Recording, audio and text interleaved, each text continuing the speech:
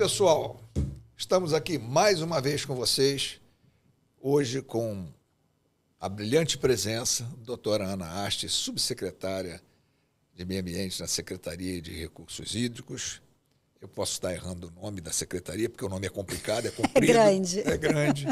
Mas estamos aqui com essa brilhante presença, dando um realce maior ao nosso Pode Sanear, o podcast da ABS Rio. Eu acho que a presença da Ana nos abrilhanta muito, nos envaidece, porque é uma mulher com uma agenda extremamente complicada, né? Uma correria danada, e a gente tenta, vem aqui, vamos lá, mas a gente sabe que é difícil pelo dia a dia dela, que a gente já conhece há muito tempo. E a gente, então, tem o prazer de ter aqui você. Já agradeço de imediato, e eu queria que você, que tem toda uma história aí, né, dentro da área. Você também já trabalhou com Secretaria de Trabalho, né? Subsecretária já, também, exatamente, né? Então, exatamente. Tem uma diversificação, conhecimentos diversos aí na área de governo. Diz pra gente, eu vou deixar você à vontade para falar sobre a tua trajetória e diz pra gente rapidamente como é que foi, como é que você entrou nesse processo aí, foi para a vida pública, passou pelo Guandu, passou... É uma loucura. Não, Diga. Eu super agradeço o convite, antes de mais nada, né? É muito bom estar aqui junto com a ABS, que é uma instituição que a gente tem um maior apreço, né? Um grande valor que a gente tem aqui para o nosso Estado, o trabalho que a ABS faz, e nesse momento que é tão importante para o Estado, o tema do saneamento. Mas falando um pouquinho de mim, né? Voltando aqui no túnel do tempo, eu, na verdade, comecei a minha vida... Tempo bem curtinho, um túnel do tempo curtinho. Né? Túnel do tempo curtinho. O meu é que é um túnel do tempo um pouco maior. Eu estou começando. Mas, na verdade, eu comecei a minha vida profissional no terceiro setor, trabalhando com organizações internacionais. Então, eu tive a oportunidade de viajar o mundo, conhecendo projetos de cooperativas, associações de produtores, trabalhei muito com o desenvolvimento de cadeias produtivas dentro do tema do que eles chamam lá fora de fair trade, mas do comércio justo. Né? E aí eu pude ter uma experiência incrível internacional. Mas chegou uma hora que eu resolvi me aquietar. Eu falei assim, gente, eu tenho que parar com tanta viagem e eu tenho que aquietar minha vida. Né? E então eu comecei a trabalhar na Prefeitura do Rio, na Secretaria de Desenvolvimento Econômico, trabalhei por 10 anos na Prefeitura do Rio, e lá eu pude ter esse contato muito grande com o que a gente estava falando um pouco antes aqui de começar o podcast, que é essa realidade do território, trabalhar com o território, estar com o pé no território, né? Isso foi muito bom para esse meu desenvolvimento. Lá eu trabalhei com economia solidária, geração de trabalho e renda, que foi como eu vim para o governo do Estado, né, em 2019, como subsecretária de Trabalho e Renda, e com um enfoque muito grande no tema do empreendedorismo.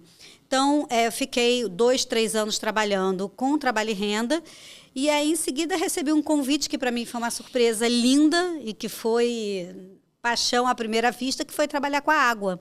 Fui convidada para ser subsecretária de Recursos Hídricos. Né? E eu me lembro que, assim que eu entrei na Secretaria de Ambiente, no meu segundo dia, eu tive uma reunião do conselho do CEIVAP, do Comitê de Bacia do CEIVAP, né? E como presidente, eu já entrei como presidente porque a vaga era do Estado do Rio de Janeiro. E eu me lembro muito assim do João, do Baixo Paraíba, me dizendo o seguinte, olha, aqui as fronteiras são outras, porque eu estou acostumada com o desenvolvimento econômico, com a fronteira geográfica que o Estado delimita, certinho. E as águas não obedecem às mesmas fronteiras. As águas rolam, né? Elas rolam, elas vão permeando, né? Elas não têm fronteiras como eu estava acostumada a lidar, né? E eu acho que essa fala foi uma fala muito importante, que eu trago ela comigo até hoje, porque é a fala onde eu entendo que eu tenho que trabalhar muito integrada com os territórios, com base nas bacias hidrográficas, né? Então, a partir dali, desde que eu entrei, eu estou na diretoria do Guandu, né? A gente já no Guandu enfrentou o primeiro desafio, que foi o desafio da geosmina. Assim que eu entrei, estava no auge da história da geosmina, e a gente teve que buscar uma solução integrada. Então, foi Comitê de Bacia, SEDAI, Secretaria, municípios, todos trabalhando junto para encontrar diversas soluções que pudessem levar ao fim daquele desespero que a gente vivia no momento, né? Que era uma urgência pública e de saúde, que era a questão que a gente estava vivendo com a geosmina. E depois a gente continua até hoje na diretoria do Guandu e assumi novamente, deu uma volta, a presidência do CEIVAP deu uma volta, então eu assumi esse ano novamente a presidência do CEIVAP. E aí agora é um novo desafio, são 2 anos pela frente do CEIVAP. Olha, a nossa grande joia é aquele rio, viu? O Rio Paraíba do Sul é a nossa grande joia, quem nos abastece, e eu sou muito feliz de poder estar ali naquele espaço e poder contribuir. Legal, muito legal. Você falou de Geosmina. Eu tenho arrepios com Geosmina, né? Estava sossegada. Todos nós, né? Sossegada.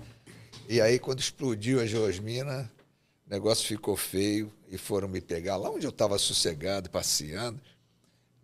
Te trouxeram para o meio do furacão. Caí na SEDAI.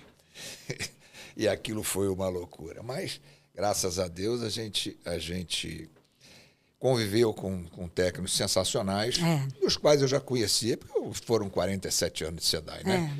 Então, 47 contando com os 2,5 depois que eu saí. Eu fiquei 44,5 e depois voltei e fiquei 2,5. Uma vida inteira. Isso aí.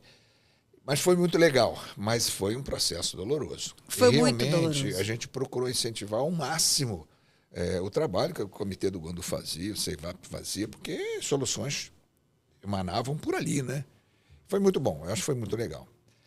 Mas eu sei que você foi bem sintética nessa tua trajetória, mas já deu para o pessoal ter ideia, e com certeza, do que essa mulher tem de capacidade aí, de potencial armazenado, fazendo com que as coisas andem bem, né? Ana, vamos entrar por um assunto aqui da área de meio ambiente, aí vamos falar da Agenda de 2030. Opa. Hoje, o que se fala mais é exatamente no encontro aí 2030, que nós vamos ter essa confusão toda, aí vamos para o outro lado, né, que o Pará sem condições de estrutura, aí uma crítica minha pessoal ao sistema, né? Sem uma condição de estrutura, está tendo que botar navio lá para hospedar as pessoas. Deus que livre, vai, é uma confusão danada. Os preços foram para a estratosfera, né? É verdade. É uma loucura. Mas vamos falar da Agenda de 2030. Dá uma pala para a gente, o que vocês aí estão pensando na área da secretaria? Como é que está essa... Quando a gente iniciou o trabalho na secretaria, ainda não se falava sobre a Agenda 2030 quando a gente estava em 2020, 2021. Falava-se muito pouco, não existia um programa específico. E eu me lembro muito de uma figura que é o Paulo Protásio, que foi lá, bateu na porta e disse: o que vocês vão fazer para os 30 anos da Rio 92, que foi em 2022, né? Como é que o Estado está se preparando para essa agenda? E ele provocou muito a gente. E dessa provocação surgiu um programa chamado Rio 2030, que é um programa exatamente para a gente desenvolver a agenda do Estado, né? Então, nós criamos uma comissão estadual da Agenda 2030 com uma série de secretarias, e agora no G20 a gente lançou a Agenda 2030 com todas as metas que essas secretarias vão buscar alcançar até 2030, né? Legal. Hoje, 92% do orçamento do Estado já está lastreado, baseado nos Objetivos do Desenvolvimento Sustentável, nos 17 Objetivos, e o nosso PEDES, que é o nosso Plano Estratégico, também é baseado na Agenda 2030. Então, é uma agenda que hoje já começa realmente a fazer parte da estrutura de organização do governo do Estado, né?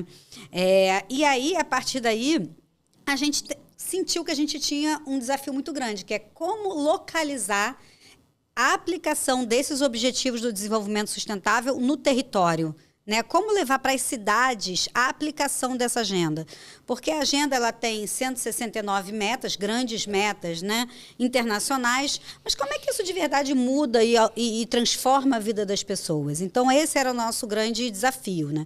A gente contratou a ONU Habitat, que hoje faz um trabalho conosco de levar para as cidades como o desafio e as melhores práticas dessas agendas, né? Então, ano passado, a gente promoveu uma missão, né? Uma jornada, na verdade, pelas 9 bacias hidrográficas, e em cada bacia reunindo os municípios e os comitês. Sim. E, a partir daí, desenhando e levantando as melhores práticas em cada região.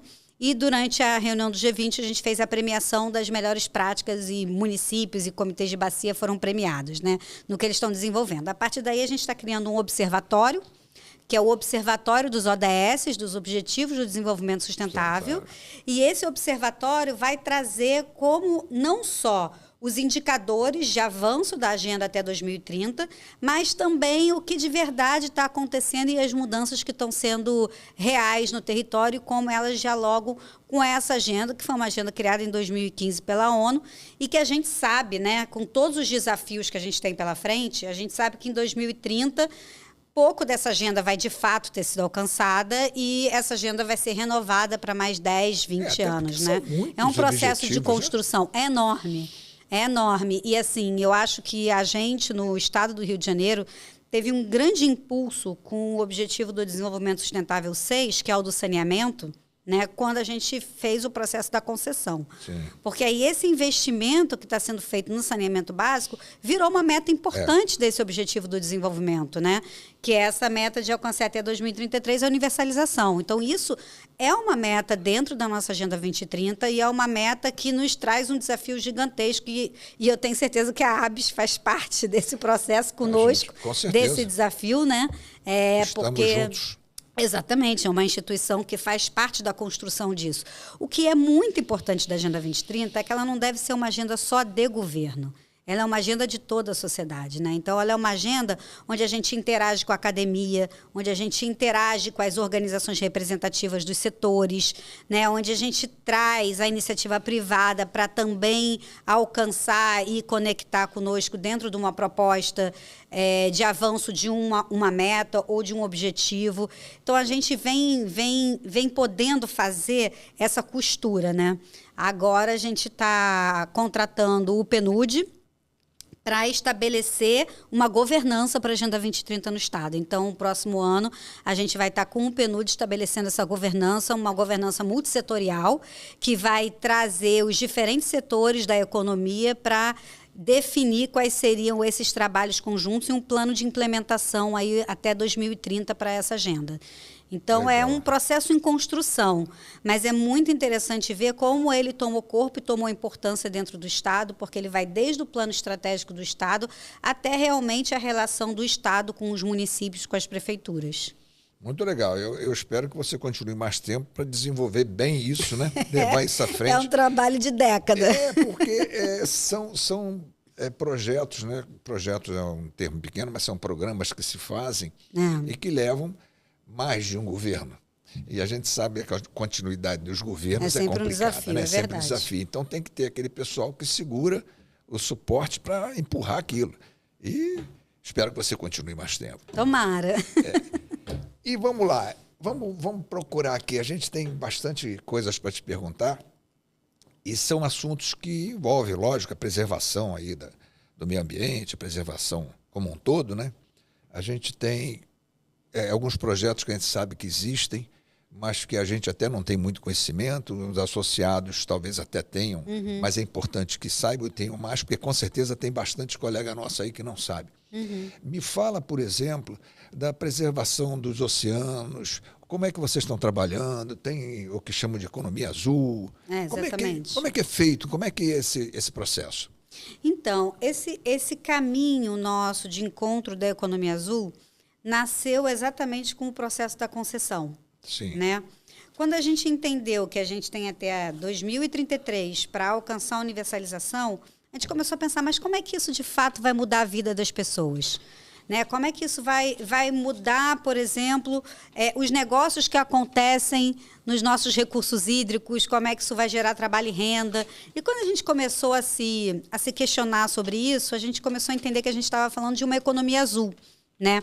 E que o estado do Rio de Janeiro, em especial a região metropolitana, tem um potencial gigantesco para ser uma grande potência da economia azul. A gente está falando de um estado que tem 636 quilômetros de costa, é a terceira maior costa do Brasil, 80% da população vive na região costeira.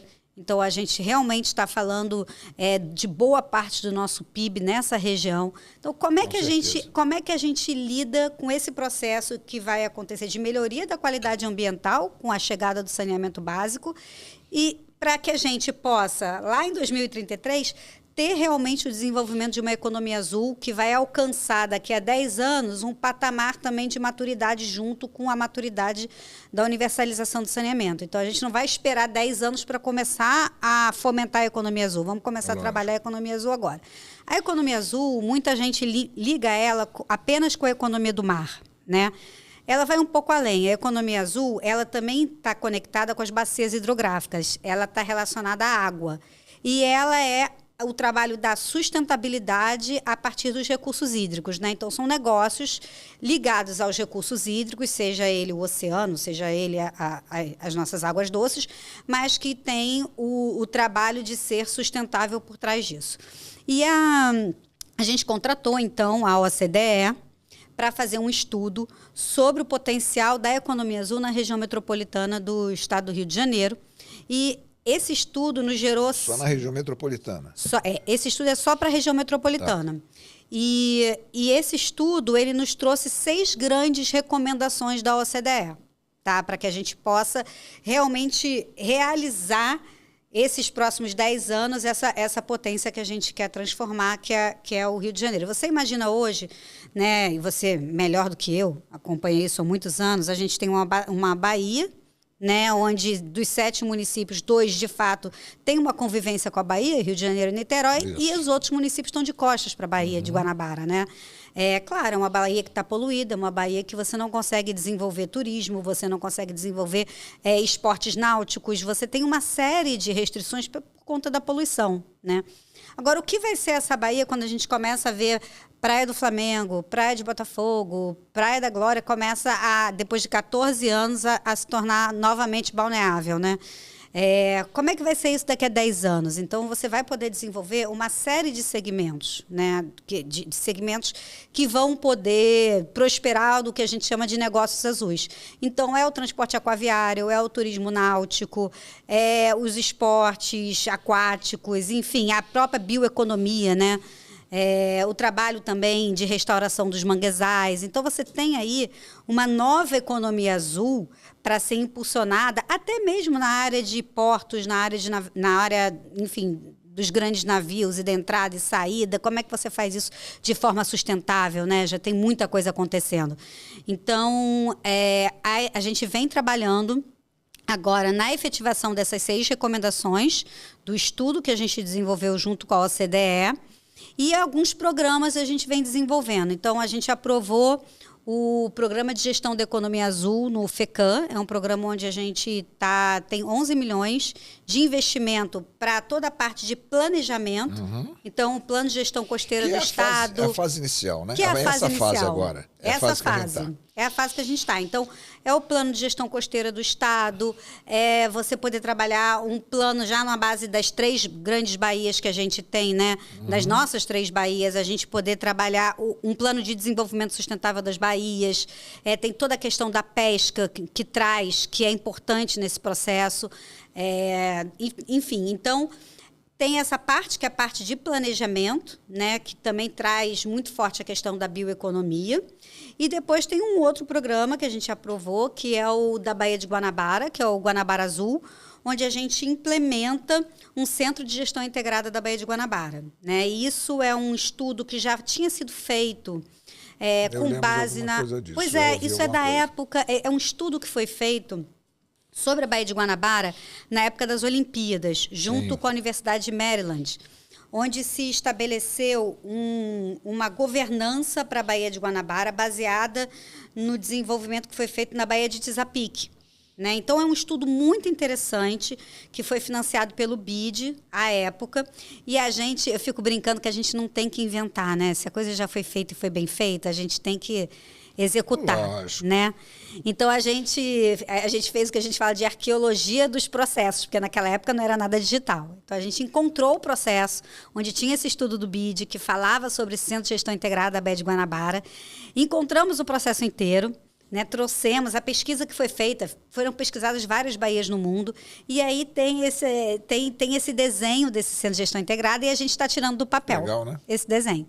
Legal. Então, acabamos de contratar o Parque Tecnológico da UFRJ, o LANS, que é o Laboratório de Métodos, que é fantástico lá com o professor Landau. E a gente está criando, então, uma plataforma de monitoramento da Baía de Guanabara meta-oceanográfica, né? Então, que em tempo real. E aí, a partir desse dashboard que a gente vai ter da qualidade ambiental da Baía de Guanabara, a gente vai poder desenvolver outras áreas que são criar um fundo para a gestão ambiental da Baía de Guanabara, uma área só de desenvolvimento de projetos, trabalhar a governança da Baía de fato com todos os atores que se envolvem na Baía, né? Que não é, claro, não é só o governo, tem os pescadores, tem o comitê de bacia, tem, enfim, as empresas, o porto, toda a economia que gira ali, né? Então é uma série de atores que a gente vai envolver nesse processo, que o centro vai servir para isso.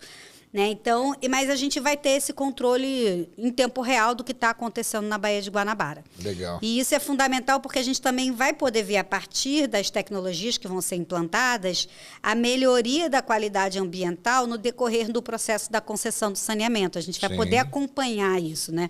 E o que é fundamental, porque esse acompanhamento é que nos vai dar segurança de que, de fato, a gente vai chegar na meta que está estabelecida. Os objetivos para chegar lá. Exatamente. Né? E na hora que a gente tem um acidente ou qualquer coisa na Baía de Guanabara, o INEA vai estar mais preparado para agir, né, quando se fizer necessário, né? Então, a gente vai poder ter exatamente, por exemplo, com essa plataforma, a gente vai saber para onde que o óleo está indo, se tiver um derramamento de óleo, por exemplo, para onde que está... Já corri atrás de muito óleo no Paraíba, Deus do céu. Então... Desliga tudo. Imagina isso, né? Então, a gente não dá para trabalhar sem dados, sem informação e sem método científico. E é isso que a gente está incorporando a partir dessa visão da economia azul. E assim, e como uma amarração disso tudo, a gente contratou agora a Rural, o professor Joilson, o professor Tauan, para fazer um levantamento do potencial da economia azul nos 25 municípios costeiros. Né? Então, a gente vai em cada município, vai levantar o estado da arte, o potencial, e vamos fazer um grande diagnóstico, e isso também vai ser importante para o nosso plano de gestão costeira que está vindo junto, né, nesse processo. Então, o nosso programa de economia azul, ele também é muito desenvolvido em parceria com a Cinemar, a Secretaria de Economia do Mar. Qual é o alcance que está se pretendendo para você chegar aos objetivos traçados? Olha, hoje está em planejamento ainda, mas já tem uma ideia? Os programas todos, eles têm um prazo, né? Então, esse da Baía de Guanabara, ele é um programa de 3 anos, tá? Para ele estar com tudo instalado, né? Então, a gente espera que a plataforma, a gente já tenha até o final do ano uma boa parte da plataforma funcionando. Legal. Né? E a gente já vai ter um dashboard para poder trabalhar. Mas ele é um processo contínuo de aprimoramento. E a gente quer incorporar muito nos radares e nos equipamentos que a gente tem disponível, também dados que o próprio INEA coleta, né? Informações que o próprio INEA tem. Então, a gente vai conectar, né, os dados que hoje o Lance tem a partir dos radares e dos equipamentos que a gente vai comprar, com as informações que também o INEA já tem e já disponibiliza. A gente vai integrar esses dois universos. Isso, né? É bom, isso é legal. É. Deixa eu te fazer uma outra pergunta, porque a gente falou de economia azul, falou dos oceanos, falamos da Bahia, pegamos toda a nossa região aqui, mas a gente fala de economia azul, lembra dos oceanos. A gente vai ter aí, acho que em junho, se não me engano, a Conferência dos Oceanos, vai ser em Paris, né? Vai ser em Nice. Nice, vai ser na França. Eu ia dizer que ia ser na França, falei Paris. Mas, de qualquer forma, vai ser na França. Há uma interação nisso? O que vocês estão pensando? Vão participar com algum projeto, alguma coisa? Como é que tá? Há alguma relação, no caso de trabalho da Secretaria com a Conferência dos Oceanos? Estão pensando em alguma coisa? Sim, a gente tá bem próximo, na verdade. A gente está organizando uma missão para fazer parte. Nós estivemos na Conferência dos Oceanos em Lisboa, que foi a última conferência, onde a gente se conectou muito com o ecossistema de economia azul de Portugal, né? Que é um ecossistema que trabalha muito da perspectiva da inovação. Então, a gente, a partir daí, nós iniciamos um programa chamado Blue Rio, que é um programa de inovação, onde a gente conecta os desafios da iniciativa privada que atua no Estado, junto com os desafios da gestão pública, para desenvolver a economia azul. nós lançamos um edital, um chamamento, há 2 anos atrás, para internacional. Mais de 14 mil instituições receberam, redes internacionais de inovação, para os desafios em 5 áreas estratégicas: portos, navegação, saneamento. A Águas do Rio participou no saneamento. Teve energia, foi com a Galp e com a Vibra, e a parte de sustentabilidade, onde esteve a SEDAI, a CEAS, a UERJ. E aí, através desse chamamento, a gente teve 289 startups de mais de 40 países que responderam ao nosso chamado de soluções para desafios do Estado, né? E 17 dessas startups chegaram à fase final e hoje estão realizando provas de conceito aqui na nossa costa, no nosso litoral, né? Legal. Então a gente vai agora para a nossa segunda conferência dos oceanos em Nice, e a gente leva essa proposta da conferência da nossa Guanabara Azul, né, de todo esse processo que a gente está construindo, dessas tecnologias todas que a gente está trazendo para a Baía de Guanabara. Lá a gente vai firmar uma parceria com a IMBO, que é a rede de bacias hidrográficas no mundo, dos comitês de bacia, né?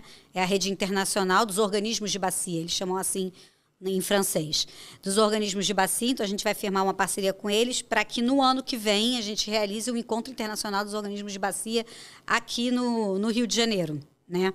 E com eles a gente está estudando também a contratação de um sistema de satélite, onde você consegue verificar a quantidade de massa orgânica que tem na água, e a partir daí, a partir de de cores, diferentes cores, a gente sabe aonde está poluindo mais, aonde está poluindo menos, aonde está entrando mais massa orgânica, para a gente poder exatamente atuar naquelas regiões, né? Então, a gente vem fazendo um trabalho muito próximo com os franceses.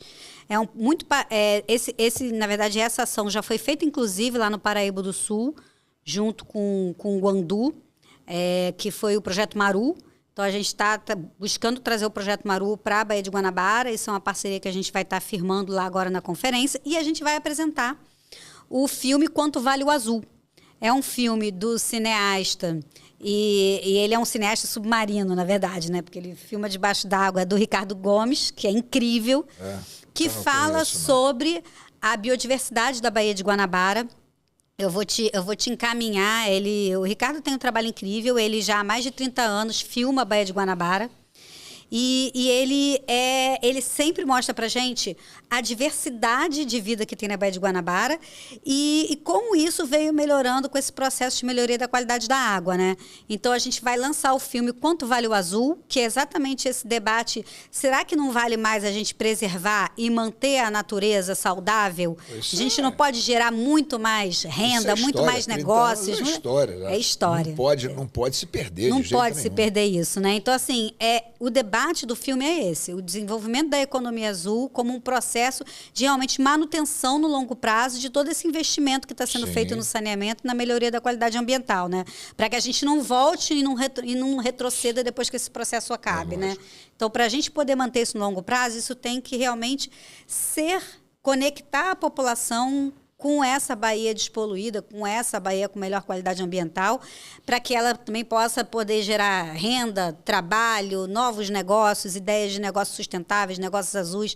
Então, é um filme que vai debater isso, e a gente vai apresentar isso na Conferência dos Oceanos. São 27 minutos de vídeo, e depois um grande debate, né, onde a gente vai trazer especialistas, não só aqui nossos do Brasil, mas também especialistas internacionais, para debater exatamente esse grande desafio que é o desenvolvimento sustentável em áreas urbanas. E ainda mais áreas tão adensadas quanto a que a gente tem aqui, né? 13 milhões de habitantes na região metropolitana.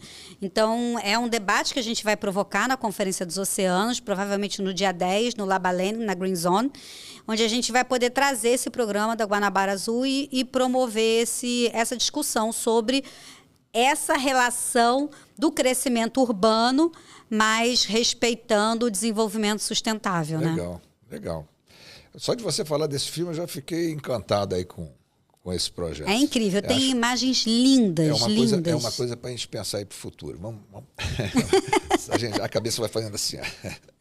Mas me diz uma coisa, eu também tive notícia relacionado ao desenvolvimento que vocês procuram fazer de um programa que vocês têm chamado Pista. Sim. Esse programa Pista, Pista, na verdade, quer dizer Parque de Inovação Tecnológica, né? Social e Ambiental. Né? Já estou craque, hein? Mas esse trabalho me pareceu bem interessante, porque vocês procuram criar áreas, né? Uhum. E desenvolver esse projeto. Fala um pouquinho sobre ele para a gente. Olha, esse é um projeto que eu sou apaixonada, né? A gente já vem trabalhando no Pista, em criar o Pista, né? Desde 2019. E efetivamente agora, 3 anos atrás, a gente lançou o primeiro edital do Pista, né? É um parque de inovação num território, né? Então o Pista ele é focado em territórios de favela, tá? E aí a gente fomentar negócios de impacto socioambiental de favela a partir da inovação, da tecnologia, fomentando financeiramente. Porque a gente parte do conceito de que a comunidade já tem empreendimentos que têm as soluções para os seus desafios. Não cabe a mim, lá do meu computador, lá no 5º andar do prédio das CEAs, dizer qual é a solução para um território ou para o outro. É mudar um conceito, né? Sair da caixinha. Sair da nossa caixinha. Ir para lá, né? Sair da nossa caixinha, ir para lá e verificar o que eles fazem, o que eles têm. Isso. A gente aprendeu muito com isso também, trabalhando com comunidade. Mas diga, te interrompi, desculpa. Não, é isso mesmo. E o Pista, ele parte dos empreendimentos que já existem e que tem um impacto na comunidade, né? Então, a gente...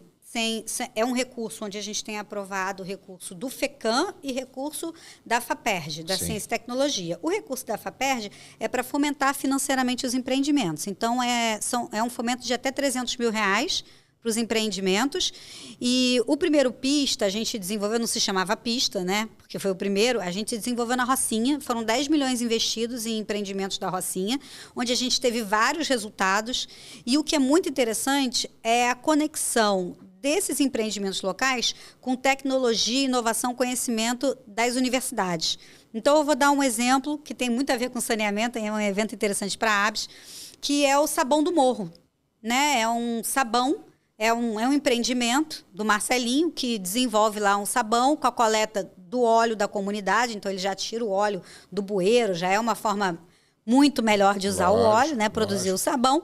Mas a gente trouxe a tecnologia da UF, de desenvolvimento de micro-organismos, e esses micro-organismos, eles comem e vão comendo a gordura do esgoto, né? Então, a gente conseguiu, no laboratório junto com a UF, conectar esse sabão com óleo da Rocinha com esses micro-organismos, que foram micro-organismos retirados do próprio esgoto da Rocinha, né? Então, são micro-organismos que já estão na Rocinha. E aí, quando a dona de casa lava a mão com esse sabão, ela usa esse sabão para lavar a roupa, esse sabão com esses micro-organismos descem ali pelo sistema de drenagem e os micro-organismos vão fazendo o trabalho deles. Então, a primeira coisa que desaparece é o cheiro. Então, esse é um exemplo de um projeto onde a gente envolve inovação, tecnologia, um empreendimento local que vai desenvolver aquele negócio e o conhecimento de uma universidade ou de um estudioso, enfim. No caso, é o professor Stefan, da UF, que desenvolveu essa tecnologia. E são programas que você pega essa tecnologia, bota em outro local, bota em outro local. Exatamente. Depois você replica, né? Na Rocinha, a gente também teve um projeto incrível também, que construiu uma torre verde de 3 andares na escola pública. E aí, os alunos, eles aprendiam sobre energia solar, plantação orgânica, enfim, tudo que tinha na torre era sustentável. Aproveitamento da água da chuva, a comida do refeitório da escola, ela ia para uma estufa, virava adubo para a horta da Torre Verde, e eles iam de capacete de obra, assim, eles iam subindo e iam entendendo, cada andar eles tinham um aprendizado diferente, que também foi um projeto incrível, né? Mas existem muitos empreendimentos, foram 26 empreendimentos na primeira fase do Pista, e foi quando se criou o nome Pista. O Pista é o S do Sena, que o S do Pista é o tá na pista, né? Sim, sim. É o S do Sena lá da Rocinha. Quem nunca subiu a Rocinha, não tem uma hora que faz o S do Sena. Foram eles que deram o nome, né? E aí isso virou um programa. Foi o decreto de que lança o programa, foi feito agora no final do ano, né? E a gente cresceu o programa agora, então, além da Rocinha, a gente está voltando para a Rocinha, mas está abrindo para Maré, o Alemão, a Cidade de Deus, e em Petrópolis a gente vai ter um capítulo especial porque vai lidar com a questão da resiliência climática. Né? Então, vai ser um território onde a gente vai trabalhar a questão da resiliência climática. E é isso, assim, o Pista, a ideia é você ter num espaço empreendimentos que inovam, trazem soluções para os desafios locais, mas geram também startups e geram novos negócios, né? A gente tem, na Rocinha, nesse primeiro, a gente teve um primeiro unicórnio de favela, que é um projeto, sim, que foi investido pela Magalu, né? E é um projeto de entrega em toda a comunidade de mercadorias, etc. Hoje já está indo para outras favelas, aonde o correio não chega, eles chegam. Né? Então, assim, criou-se uma logística interna e é um projeto lindo também. E legal, tem muitos outros. É muito gratificante ver esses projetos prosperarem. Com certeza. Eu sei que vocês também têm projetos relacionados aos jovens, né?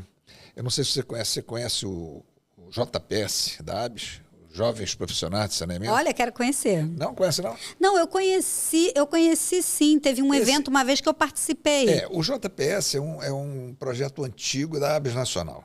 Isso. Já tem aí os seus 8 anos, pelo menos. Mas o JPS é uns 10.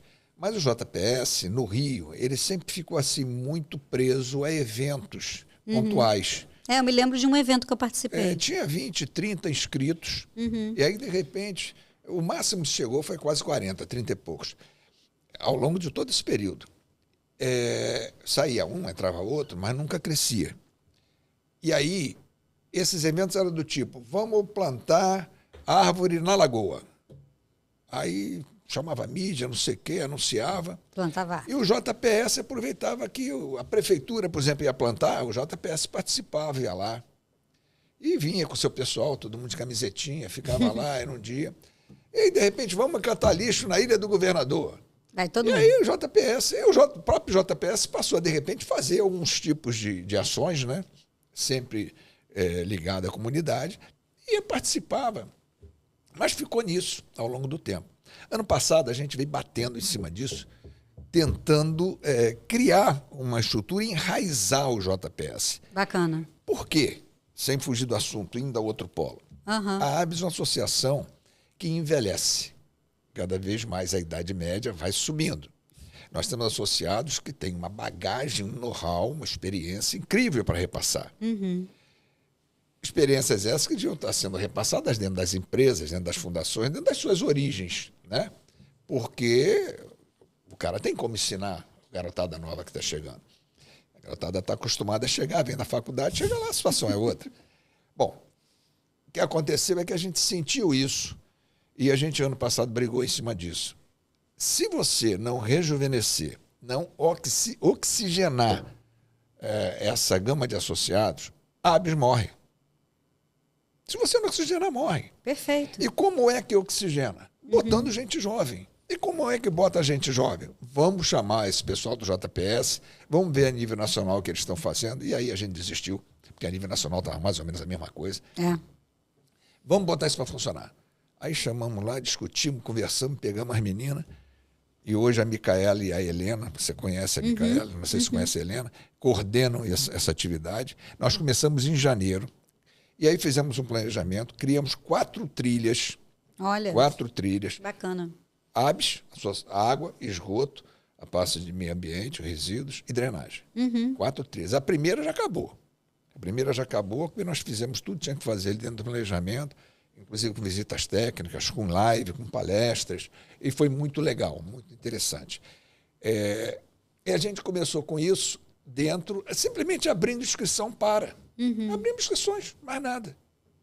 E começaram as discussões a acontecer em cima do planejamento que a gente apresentava. Mas também fizemos visitas a faculdades, fomos dentro das empresas concessionárias, dentro da própria SEDAI, fomos lá e apresentamos isso. Não, a gente quer fazer isso. Então. E começamos a ter gente entrando.